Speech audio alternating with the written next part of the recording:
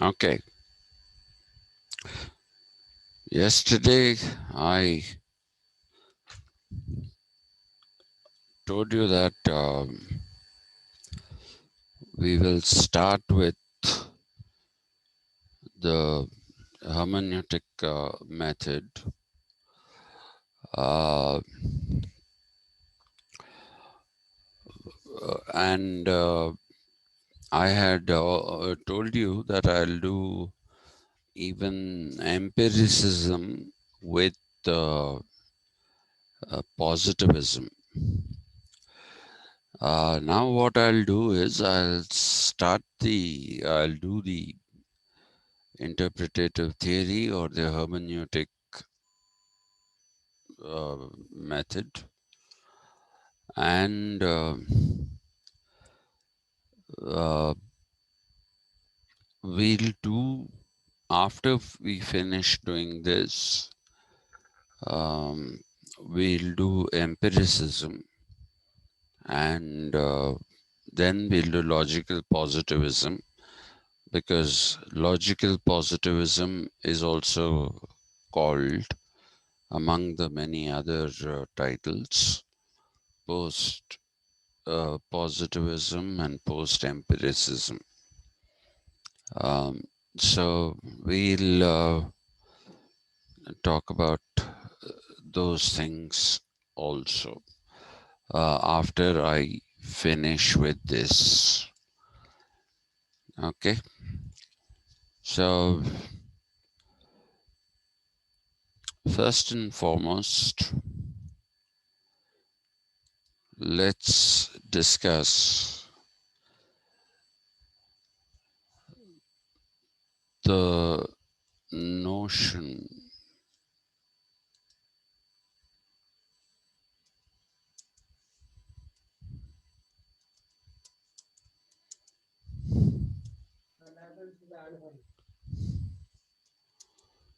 as discussed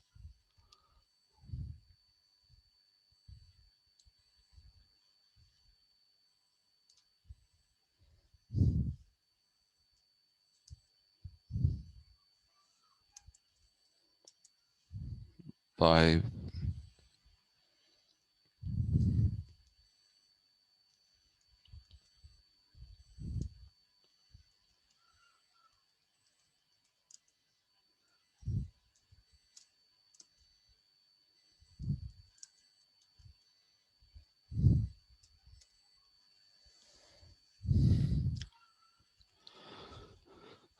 I'm not going to spend too much time on this. I'm just going to make a point so that uh,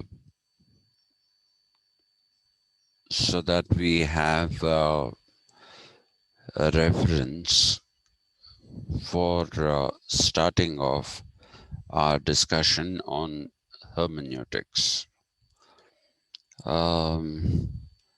Vico and Herder, one is an Italian and the other is a German. Uh, Herder is also a product of the German Enlightenment tradition. And if you remember, I told you that there are at least three Enlightenment traditions. The first is the original Renaissance. The second is the French Enlightenment. And the third is the German Enlightenment. Of these three Enlightenments, both the French and the German forms of enlightenment, uh, they somehow are pessimistic about the potential of the human being in achieving everything, or in being able to do everything. Okay, so Therefore, uh, one will have to uh, see them as diluting humanism. They dilute humanism in the sense that humanism believes in the near unlimited potential of the human being to demystify nature. All those are represented by positivism, okay, and also by people like John Locke, uh, whose essay concerning human understanding is very seminal. Yeah, What is meant by tradition, sir? by Tradition. tradition.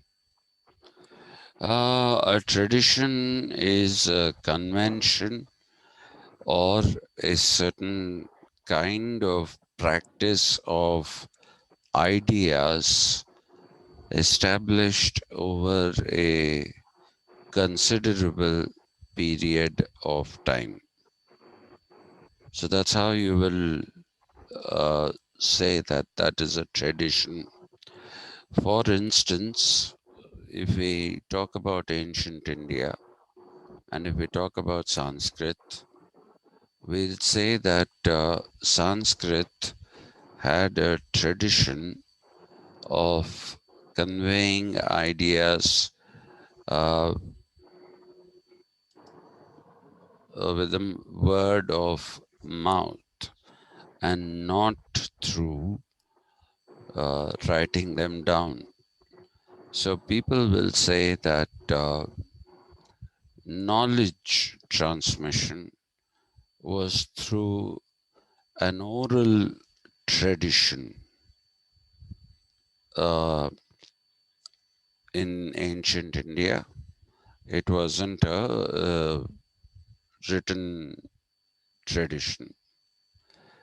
Similarly, you can have cultural practices which can be called traditions. I told you that even today, in the case of uh, the United Kingdom, what we find is that uh, the what should I say? Yeah, the uh, when the Queen addresses a joint sitting of the two houses of the Parliament, then she, rather, then the members of the House of Lords are seated inside the House of Lords, and the members of the House of Commons, uh, they stand at the doorways. There are many doors, and they stand in those doorways to listen to the addressing of a joint session of the Parliament by the Queen of England. Now, please remember that what she speaks is what has been given to her by the government and the Prime Minister, who are members of the House of Commons, but yet they stand in the doorways, whereas uh, the lords continue to sit. So that way, what we basically see is uh, the continuation of a tradition that started long ago. Continuation of a tradition that started long ago. That's a tradition. Sir, generally, if a bill is not passed, there will be a joint session. Sorry? If a bill is not passed in either of the houses, there will be a joint session, isn't it? Not necessary. Why? If it is not passed in any one of the two houses, Yes, sir. no, no. A joint session is something that has to be called for by the head of the state, where in England it is uh, the Queen.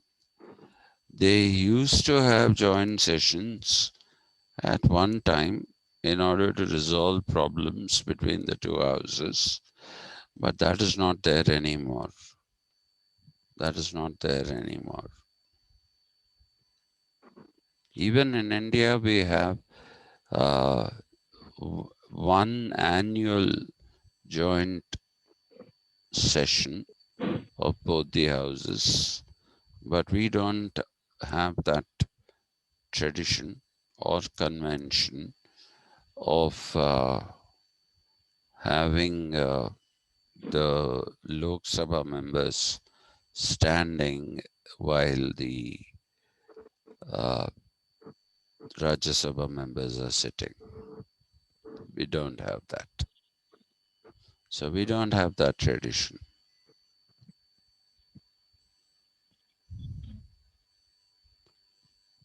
Yes, sir. Okay? Okay. Yeah. But traditions are practices that have been established over a period of time and are practiced over a period of time. That is what uh, traditions, conventions, all these things are. But if you look at, I don't know if you've heard of these, there are a couple.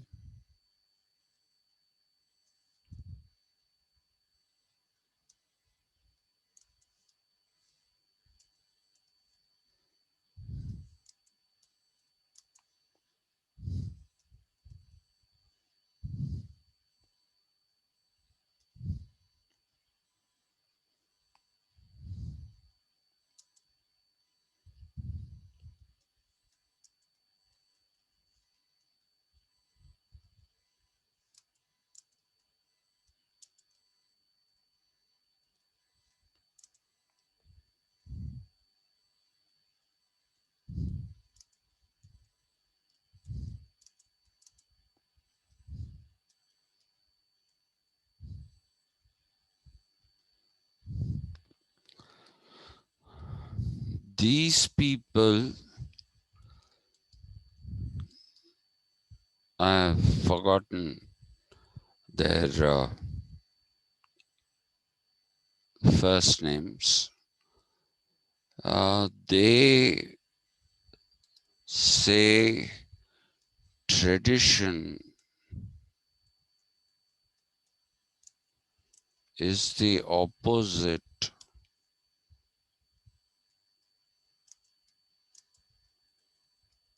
of modernity. So they categorize uh, different countries on the basis of uh, what they call tradition and modernity. India, according to them, in the 1970s, was a traditional country, and it didn't have modernity in it. Uh, this usage is still there. Uh, it's there in our own country, where we brand certain families as being traditional, which means that these people uh, are actually speaking, they should be called orthodox. Okay, so Brahmin families, some of them are very orthodox, and the opposite of them is supposed to be a modern family or a liberated family. Okay, uh, and it is not considered to be a uh, traditional family. That is not correct English. It is very bad English. Orthodox is a word that you have to use. The other family doesn't need to be characterized. You know, in language, funny things happen. And let me talk about it today because hermeneutics and all is something to do with language. So let me give you some examples of these things. Uh, if you look at the way in which languages have evolved, and if you look at I mean not languages, the English language, especially in the context of our own country,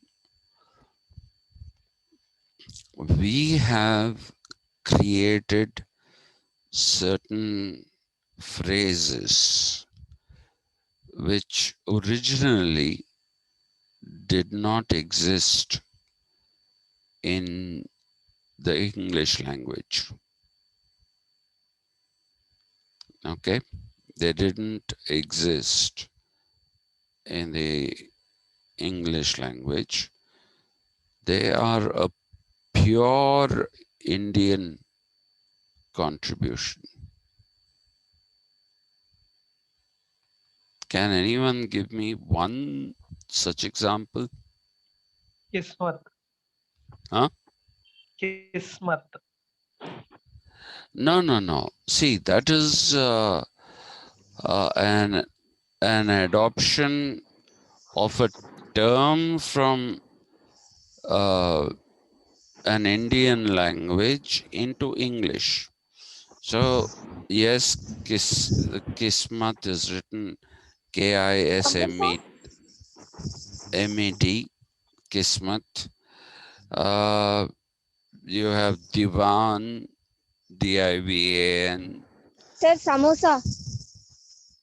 You're getting me samosas, Kavya? No, sir. Mm. No, I'm telling the word in. Samosa. Okay. Hmm. Okay. I, for a moment, I was hoping that you're going to tell me samosa. Sir, if you come here, I'll make and I'll give it to you, sir. Thank you. I will. I'll come. Okay, sir. Yeah. Uh, so, um, Jagannath got perverted to Juggernaut. Uh, but that's not what I'm talking about, which is taking a word from the Indian languages and putting it in English. For example, Telugu does that much better than English. It takes all kinds of languages, words from different kinds of languages. For example, a gun which is called tupaki was taken from Tamil. It is now a part of Telugu. Uh, then you have even Hindi words incorporated with different meanings, though. Like anargal in Hindi means speaking nonsense, but uh, in Telugu it became anargalamuga matladadamu, which means that somebody speaks very fluently. That is what it means. And I gave you this example once before. Uh, I think this is in Lavakusha, the film. And uh, when the twins uh, catch hold of the horse, uh, which is a part of the Rajasuya Yaga, Hanuman goes to them and implores them to let go of the horse. And then these boys talk back arrogantly to him, and then he says, Temperitanamu paniki radu. Okay, temperitanamu comes from temper, and it has an opposite meaning, because in English it is one of those words that has two meanings. One meaning is if you say somebody's got a temper, it means that they tend to get angry. But at the same time, if you're aggressive uh, in, say, a piece of writing, you give it to someone and say, could you comment on this? You'll probably say, I think you should temper the aggression a bit, which means lessen it. So there are words like that. So those are different. Like then that way you can talk about tikka, uh, which we also now call tikka. Um, tikka is the word that went from uh, India into English. It was thika. Thika is spicy, right? So they made it tikka because they couldn't say thika. Similarly, curry, it went from, uh, this is there in almost, not almost, is there in the four South Indian languages, which is kura, and that has become curry. And then they have vindaloo. Vindaloo is a Tamilian term for making uh, a certain kind of a curry. So no, I'm not talking about that kind of a thing. We have, because of our cultural context, we have made or added uh, certain expressions which are which were originally not there in English, but they are English expressions. They are not words borrowed from other Indian languages. You can't think of any of these?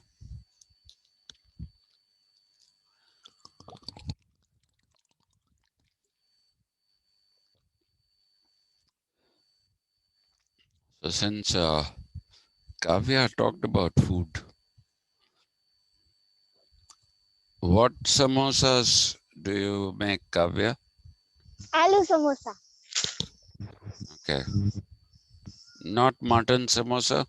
No, I'm No? vegetarian, sir. You're vegetarian. Yes, sir. Okay.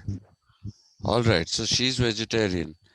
Akshay, are you vegetarian? Non-vegetarian. Non-vegetarian. Right. Thank you. There is no word called or no expression because it's two words. No phrase, no expression, no term called non-vegetarian in English.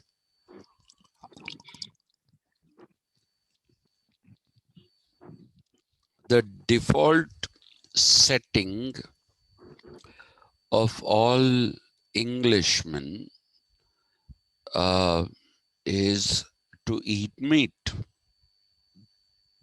All Europeans, they eat meat. Okay.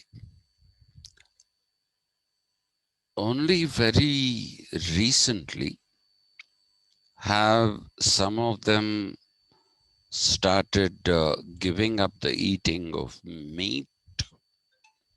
And so, since they were eating only vegetables, they were called vegetarians. They called themselves vegetarians. I am a vegetarian. That's how they call themselves. And then you have some crackpots of the likes of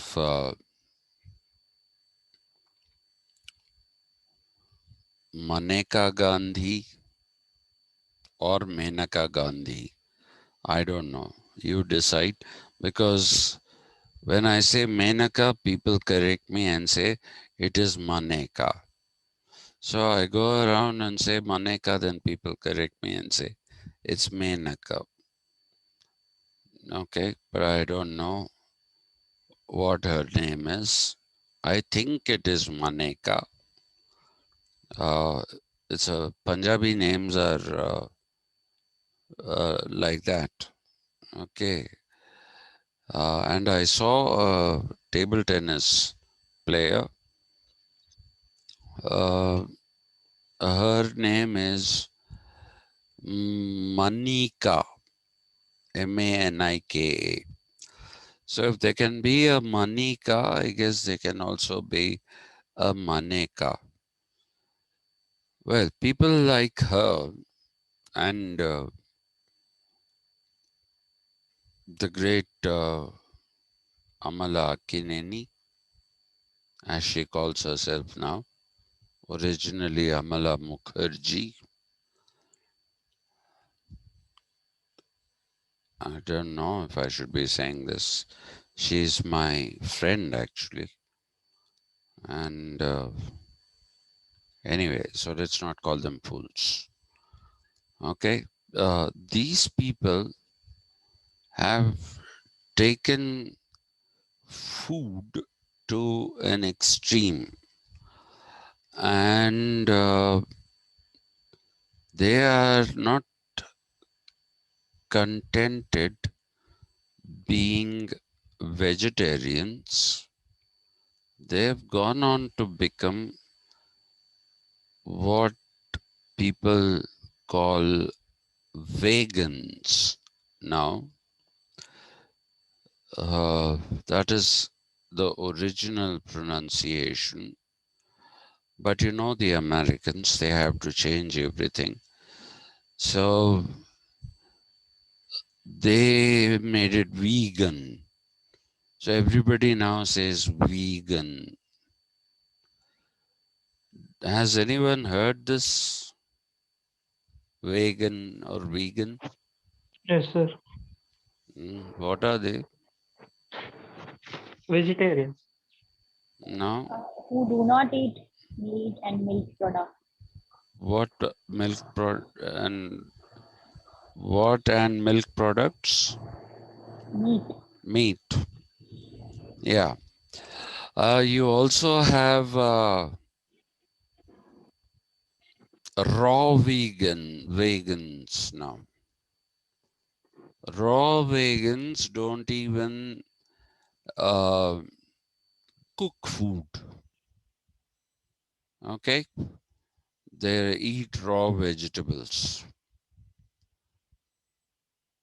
Do you know why they avoid milk?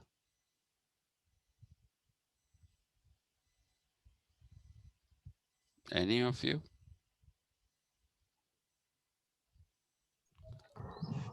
I No, sir. avoid milk.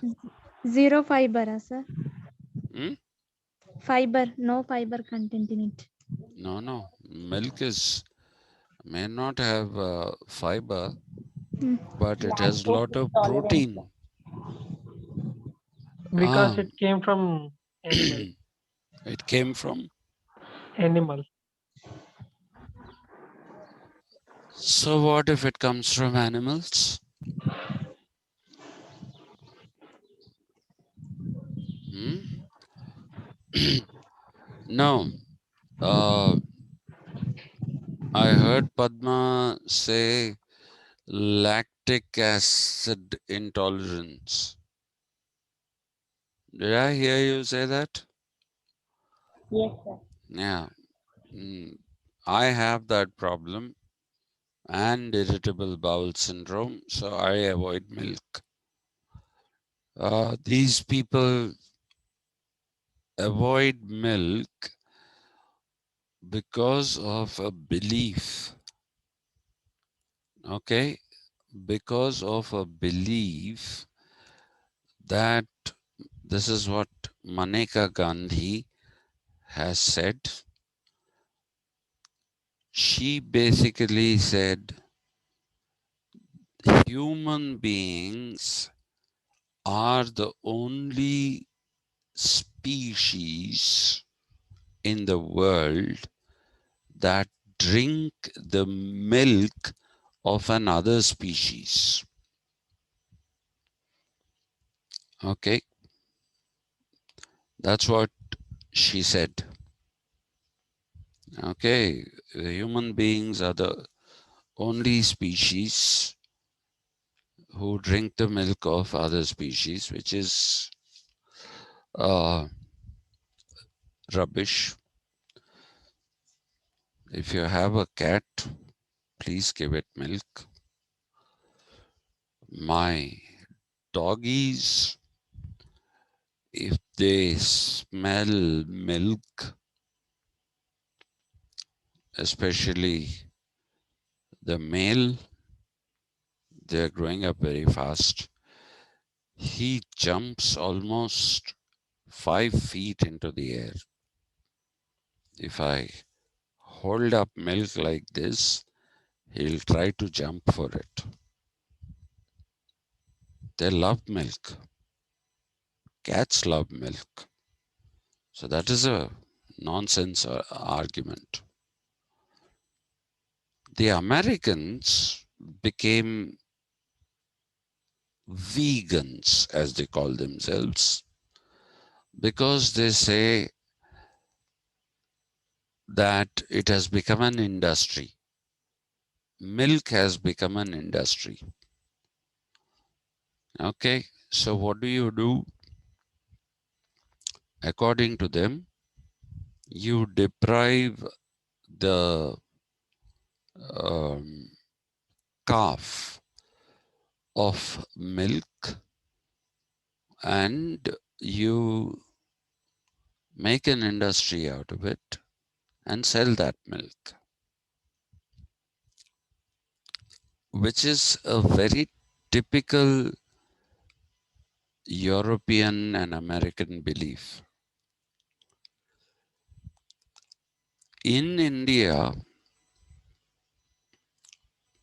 people uh,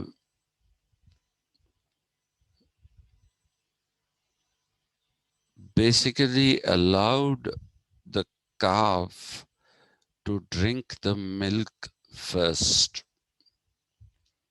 and only after the calf finished drinking, they milked the cow or the buffalo, and it was usually for consumption in their own houses. Later on, they also started selling it. But the dairy industry with, you know, machines milking these animals, that's a Western invention. Even today in India, you have very few dairies where milking is done by machines. Very few. That is the reason why they say they become vegans. Okay, that you're torturing the calf and the cow because the machine causes pain in the udder when it draws the milk.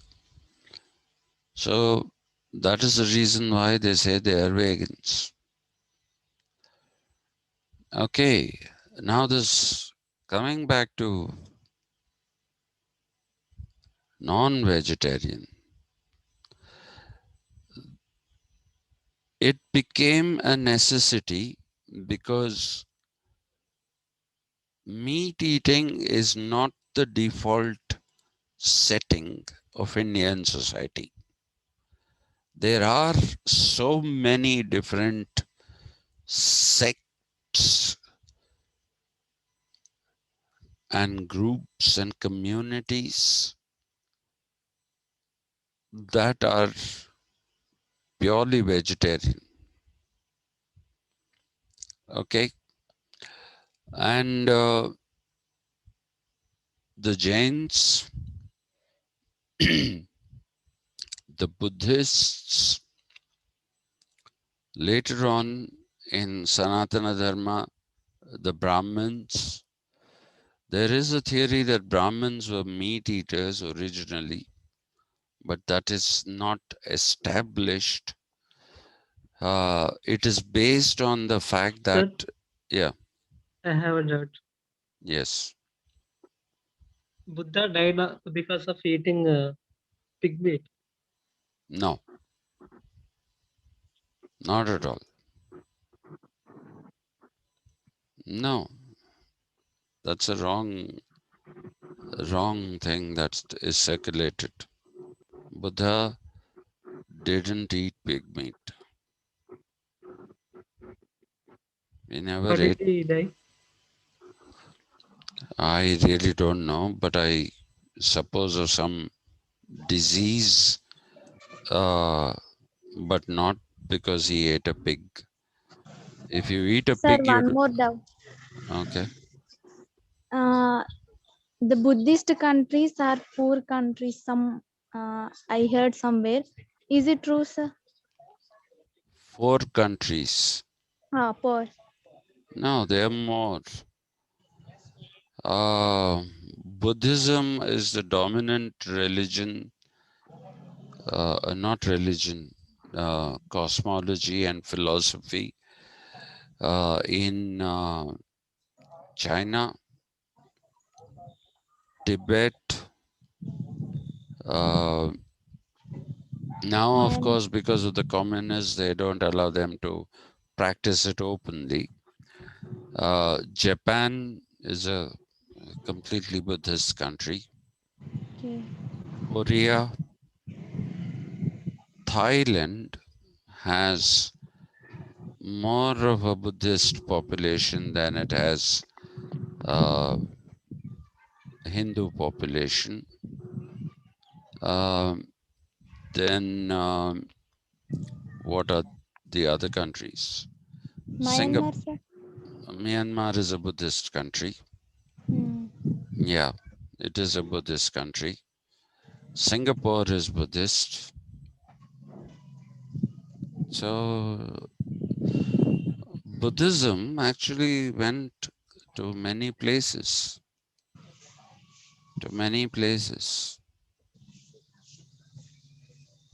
but it went mainly in the direction of the east. But there is evidence to suggest that it also went in the direction of the west. Uh, have you heard of the hijacking of an Indian Airlines flight from Kathmandu to Delhi, I think, in 1998 or 99? Have you heard of that? No, sir. Okay. In I mean, 1999, yeah, somebody was trying to say something. sir, I thought that the plane was hijacked by Masood Azhar terrorist. No, it wasn't hijacked by Masood Azhar. That's not his name. His name is Azhar Masood. Okay, that's his name, Azhar Masood. Okay, sir. He's the founder of a fundamentalist and extremist group, a terrorist group Jaish uh, Mohammed. called Jaish-e-Mohammed. Mohammed. Yes, uh, it's like Lashkar-e-Taiba, which is another extremist group. So Azhar Masood was actually uh, caught in India and he was incarcerated. Okay, he was in prison, and so his followers from Jaish-e-Mohammed, they hijacked this plane. The pilots were very clever. They somehow managed to land the plane in Amritsar, which is an Indian territory, and the people on the ground let them down. Stupid fellows. It should have been stormed by commandos. Nothing would have happened. But they made a hash of that operation. So the plane took off and it went to Afghanistan. It went to this place called Kandahar. Kandahar is the old Gandhar. Okay, and Gandhar figures in Mahabharata. Gandhari, the mother of the Kauravas, uh, she was the daughter of the king of Gandhar, and therefore she became Gandhari. That later on became Kandahar now. But I mention this to you because after that, the Taliban were also involved in holding the plane in Kandahar. the Taliban gave protection to Jaish-e-Mohammed, and the Taliban at one point, when one of their leaders was captured in retaliation, in retaliation, uh, because they gave support. So India caught hold of not one, I think they caught hold of two leaders and put them in prison. So what they did then is that the Taliban actually means scholars. Okay, that is the meaning of Taliban, scholars.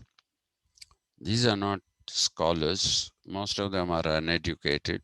Literally, I'm not joking, nor am I trying to put them down like that, but they are uneducated. And these people showed their anger, and they being uneducated, they didn't know the difference between what is Hindu today and Buddhist.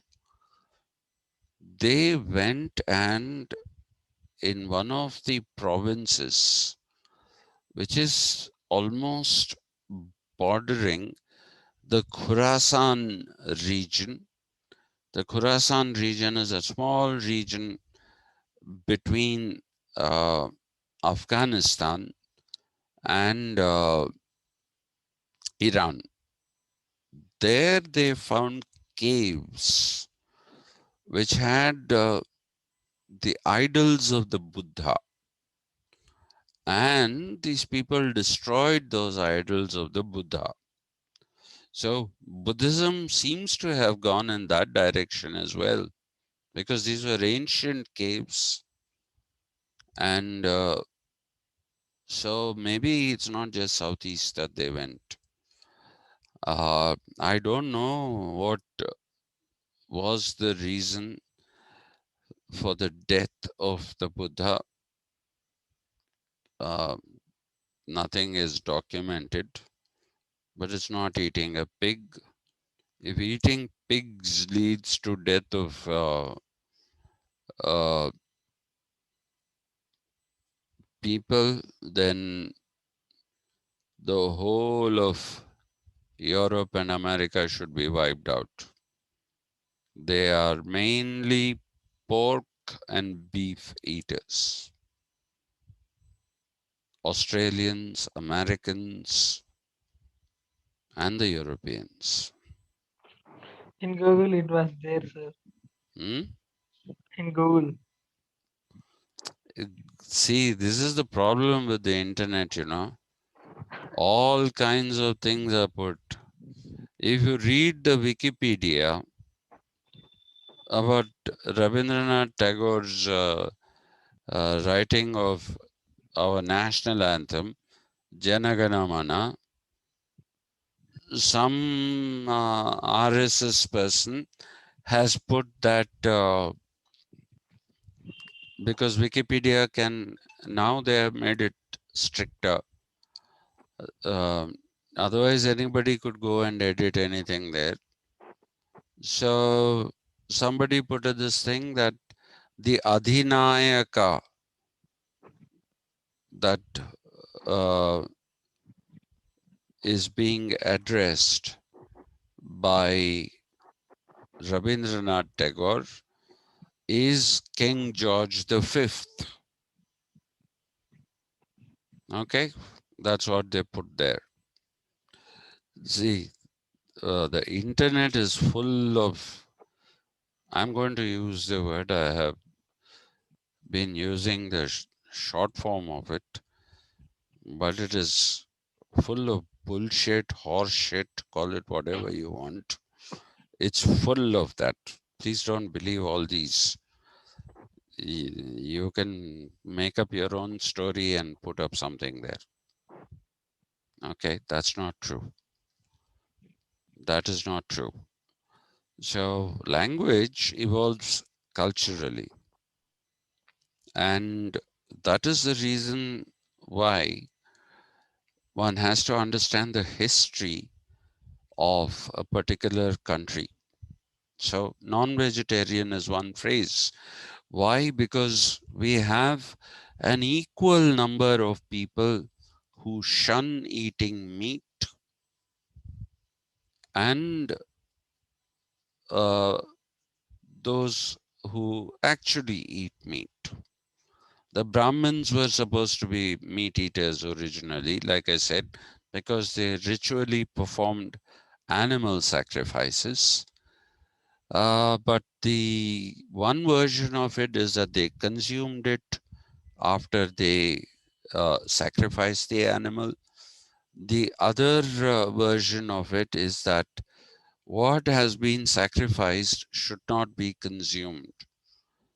That is definitely there in the tenets of Brahmanism as it stands today, because even if you sacrifice something which is in the nature of a vegetable, if it is offered as a sacrifice, then that should not be eaten. It should not be eaten. So I don't know, but Brahmins turned vegetarian and turned in back towards meat eating, which we call non-vegetarian. This is our invention. This is our contribution to the English language. Okay, so initially quite a few of the foreigners who used to come here were surprised when they saw these restaurants which said veg and non-veg. Okay, uh, they should technically be called multi-cuisine. They should technically be called multi-cuisine. That is how it is written in English-speaking countries outside of India. Another term that we have imbued with a different meaning altogether, and we have used it in a completely different context, is the releasing of a book. Okay, I'm sure you would have had seen invitations saying you're invited to the book release function of so and so book by so and so author. Similarly, we say movies are released. Okay, now release basically would mean that you're holding somebody in captivity and releasing them. A prisoner is released from jail. But now this whole thing about book release and uh, movie releases has become almost a global phenomenon in the case of books. Otherwise, they call it inauguration. But movies, they don't say inauguration of a movie anymore. They do say releasing of a movie. Even in America, they say that now. So that is a contribution from our side. So language evolves.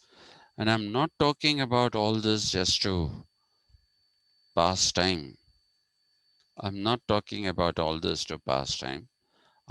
Because this becomes very important in the context of understanding terms. Sorry. We've been called a traditional society. Why? Why is it a traditional society?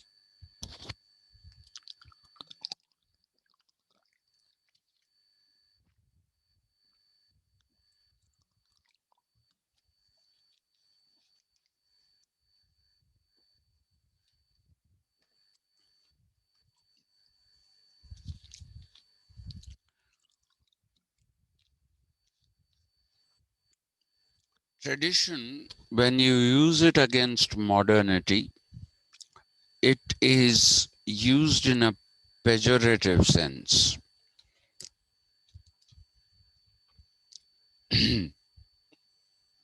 Pejorative is a negative or something not very good. Okay, when India is branded as, or was branded, nobody does it anymore because all countries in the world have realized that there is this wonderful demographic dividend with disposable incomes. So they're all here selling their wares. iPhone is launched simultaneously in India along with other countries. Mercedes Benz, sorry, Mercedes Benz learned it the hard way not to bring outdated models to India, because when they brought those outdated models to India, nobody bought them, even Mercedes Benz. So now if an international uh, release of a model is happening, it is done in India as well at the same time. Otherwise, the Indians were not buying them, especially those who are paying so much money. Buying a Mercedes Benz involves lots of money. So, you see, tradition has a pejorative meaning when it is used against modernity. And traditional societies are those which are not developed. And don't use the word underdeveloped. Does anybody know what underdeveloped means? Developing, sir. 1 second.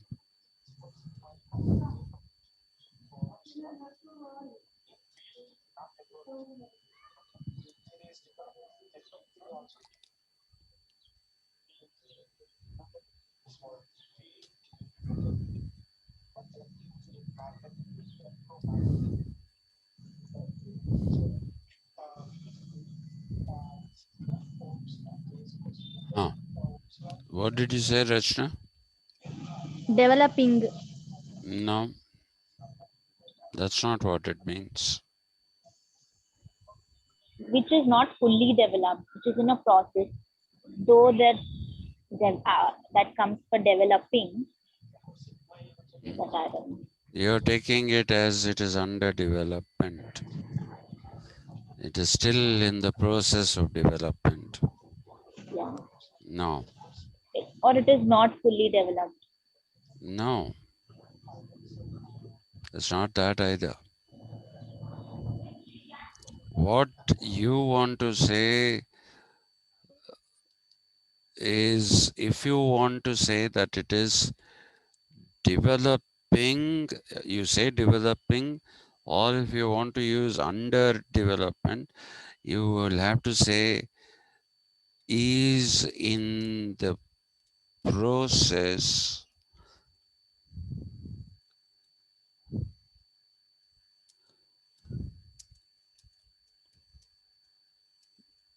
development. Or if there is no development at all, then you say undeveloped. Okay? Tradition refers to undeveloped, not to underdeveloped or underdevelopment. This came through, I'll be doing that Once I finish off with hermeneutics, remember I told you I'll do political analysis. And when I'm doing political analysis after that, I'll pick up the theories of development. Okay, I'll pick those up, theories of modernity and theories of development, all of which should be taught to you in your international relations class, but I'm sure they are not. Underdevelopment refers to a loss of development. Okay, it is a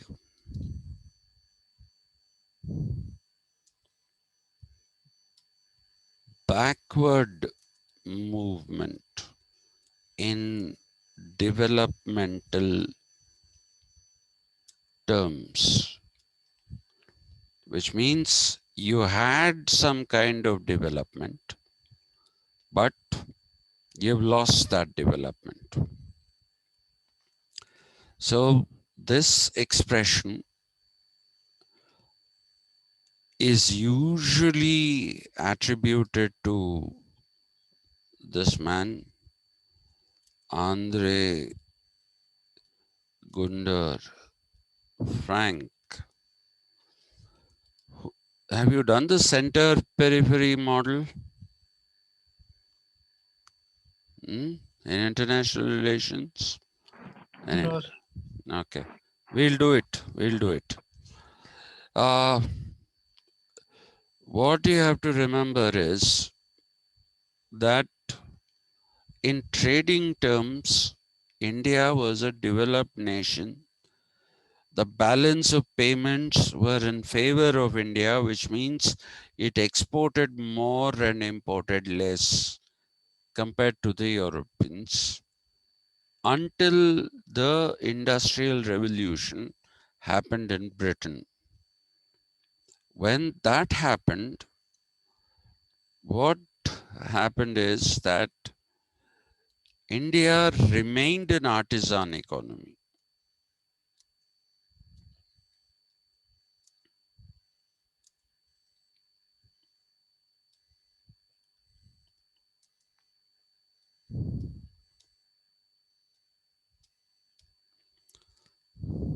What am I typing? Jesus Christ. It remained an artisan economy. And what would that mean? It would mean that production takes longer, production quality is inconsistent. Even if it is of good quality, in that good quality, some are better finished than others. You don't get a uniformly good quality, which is what you get with industrial development. When you have industrial development, production is very fast, the scale is very big, and the, what should we say, quality is consistent. And if you find a big market, you can sell it for a price cheaper than what an artisan demands. Okay, so wherever there has been European colonialism, I think I told you once, Japanese colonialism and capitalism is slightly different from European colonialism and uh, European uh, capitalism. They plundered our raw material, like for example, cotton was taken away from India at dirt cheap prices, and the cloth mills, initially it was power looms, and later it became mills, cloth mills. They produced consistent quality of cloth. They flooded the market with these products, which were cheaper, better in quality, consistent in quality. And so people bought these. People were buying these instead of buying what the artisans were doing, were creating and selling. That's how the economy of India was destroyed. The entire artisan economy almost perished. Even agricultural economy, the agricultural part of the economy also suffered because they picked up raw material at a very, very low price of procurement.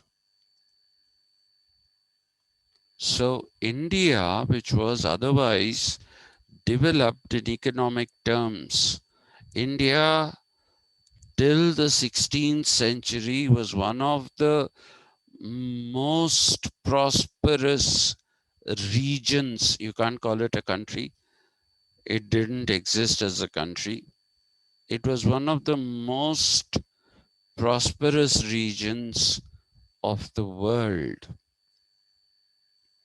China also was prosperous, but not as prosperous as India.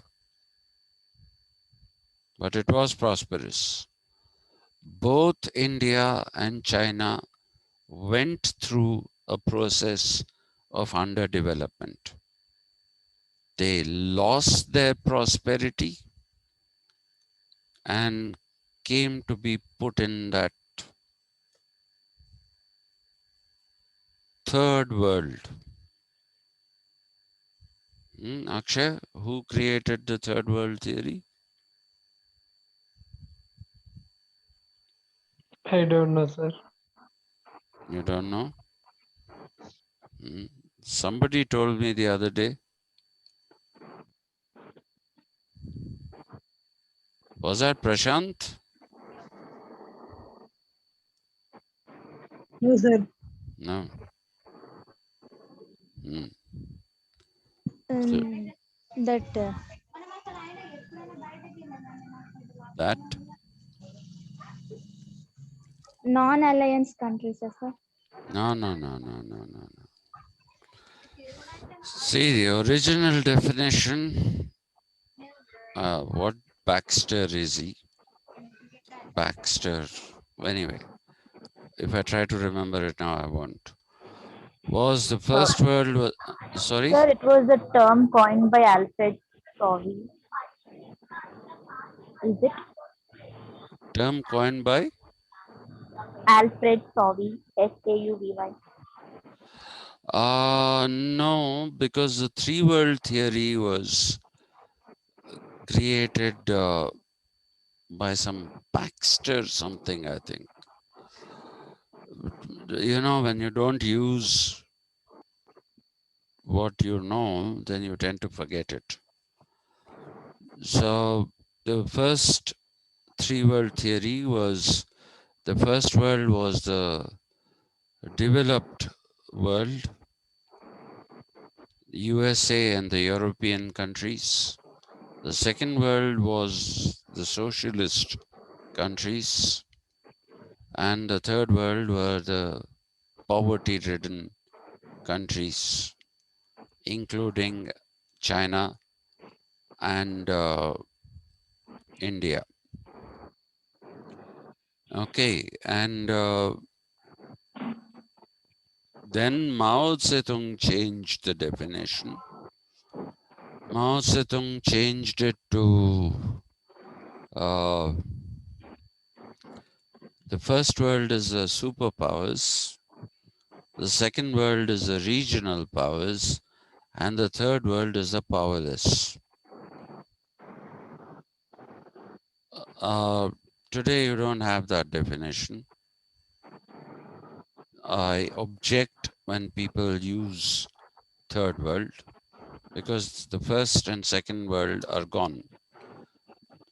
Okay, there's no socialist world. There's no socialism anywhere in the world. So the developed countries are now on the brink of poverty. They are Spain, Greece, Britain, Brexit. Why? Because they're teetering on poverty. Okay, and so they therefore wanted to be out of the European Union. They wanted to stop immigration. Even the superpowers are no longer there, so that also is gone. And the two countries that are driving the world economy because of their populations are India and China.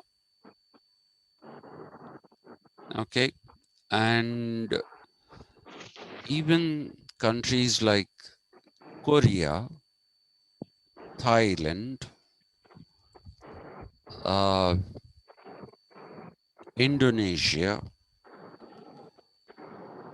Singapore, all these countries, which were not Singapore but the others, were in the third world. But what do you see now? You see that in 1990s, all these countries had a massive development in economic terms, and so they were called the tiger economies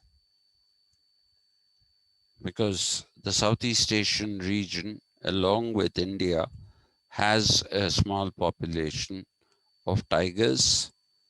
So they got the designation of tiger economies. And today, nobody will say China is a third world country. China is trying to put America down and become the world's most developed economy. It's reached there. India has poverty, but it has also had prosperity. Look at the number of people who are there in the list of billionaires that is brought out by Forbes magazines.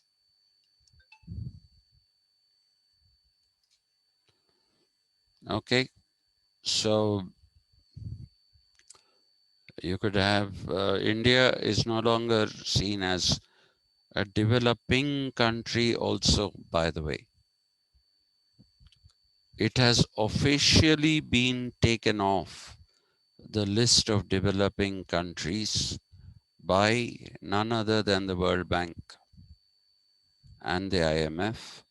It is now considered to be a developed economy. Right? So it's thanks to Manmohan Singh and Narasimha Rao. Yes, madam. Rachna Garu.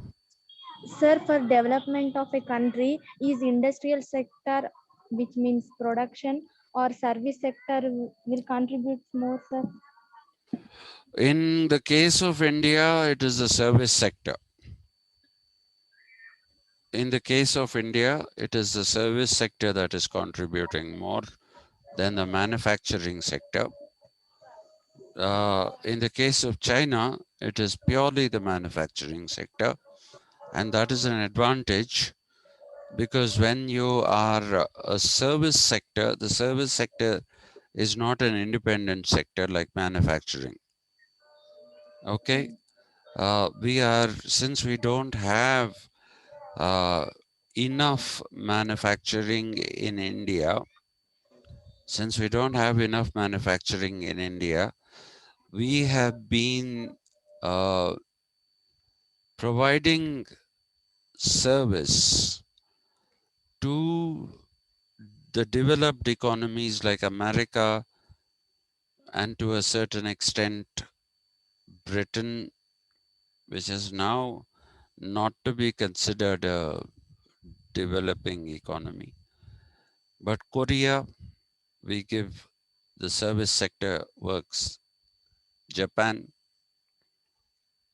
So we are, by being a service sector economy, we are dependent on the manufacturing strength of the countries that we are catering to. Okay, all the countries that I have named. We are catering to those countries. But now what is happening is that there is going to be, in management terms, the next 10 years are going to see a massive disruption in the manufacturing sector. Okay, we are going to see a massive disruption in the manufacturing sector. And because India did not have or does not have,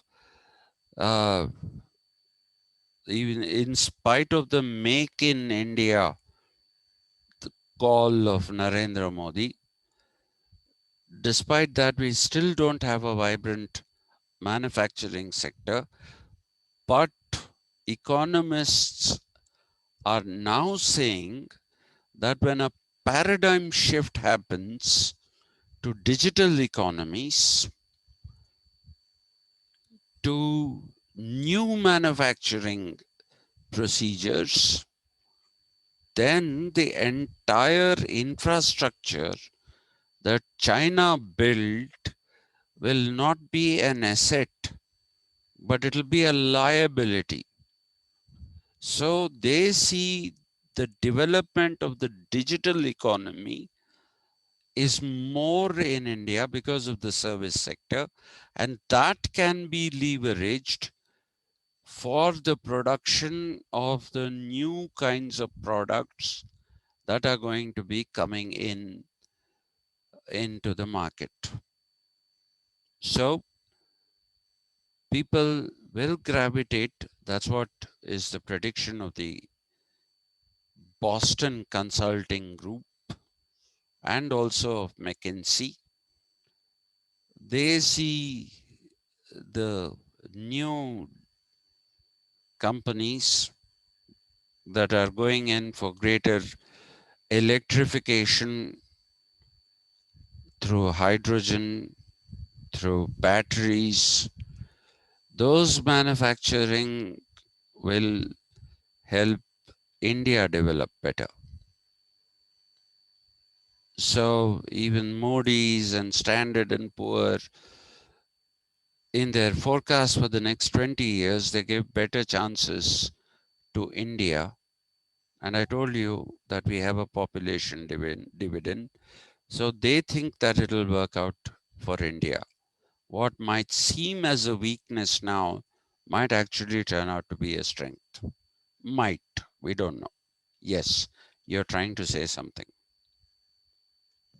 Sir, what about Atmanirbhar Bharat? Will it get success? Now that is a rubbish thing. What Atmanirbhar? Where is the service sector for you uh, to take care of yourself? Where is the manufacturing sector? Sorry. How much manufacturing are we having right now that we can talk about this? No. Those are all empty slogans. And there's nothing new about Atmanirbhar Bharat. That was the slogan given in English, self-reliant, self-sufficient India by Nehru. His daughter, Mrs. Indira Gandhi, said import substitution. So that there's nothing new about it. There's nothing new about it. We'll have to wait and see when the digital economy becomes the driver of the world, which it already is becoming. And that talent is here in India. So we'll have to wait and see. When I say India, it's in South India, not in North India.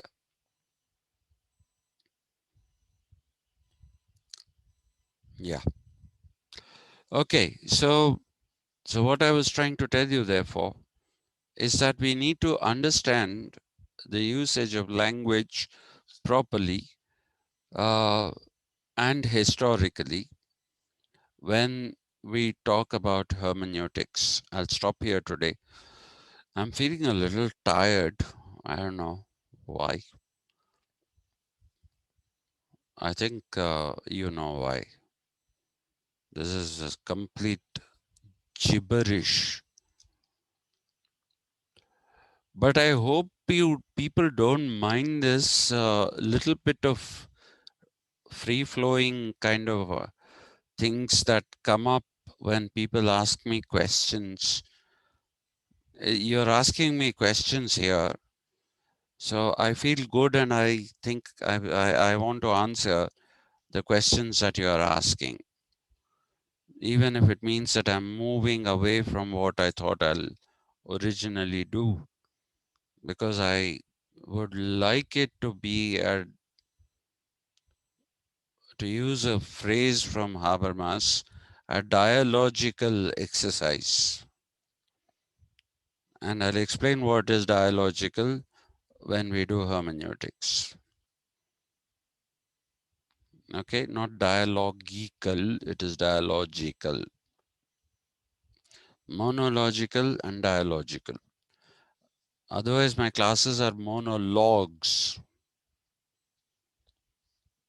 So I hope you don't mind. But if you mind, let me know, then I'll change.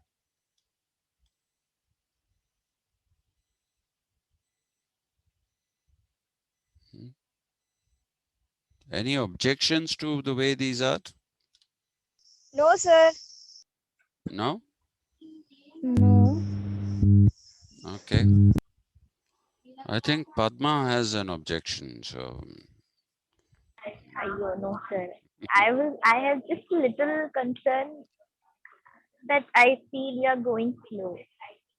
I understand that. By that, I don't have any problems because we are posing questions and you're answering, and it's kind of extra knowledge also, even if we deviate. But it is taking long time for us to complete one topic, right? Yeah. Sir, I think last 10 minutes or 5 minutes. no. Uh, I don't want to. Uh, what will we do in 5 minutes and 10 minutes? No. You Actually, take what 10 minutes to answer one question only. yeah. So I think what I should learn to do is to cut my replies short, not go in that long winding way that I'm doing. Maybe be a little more precise and keep coming back to the point that I'm trying to make. I think that's what we need to do. Don't stop questioning, but I'll adjust my style so that we can move faster. But I want questioning. I really want questioning. That is very important for me. Okay, I don't like the one-way traffic.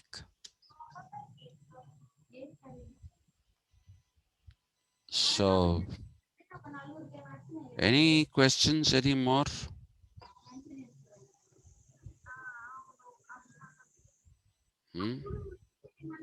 Any more questions? All right then. Thank you.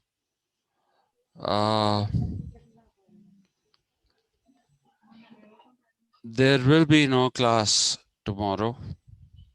Even this, I'll meet you on Monday. Okay? Yes, sir. Okay. Thank you, sir. Thank you very much. Thank you, Thank you, sir. sir. Yeah. Thank you.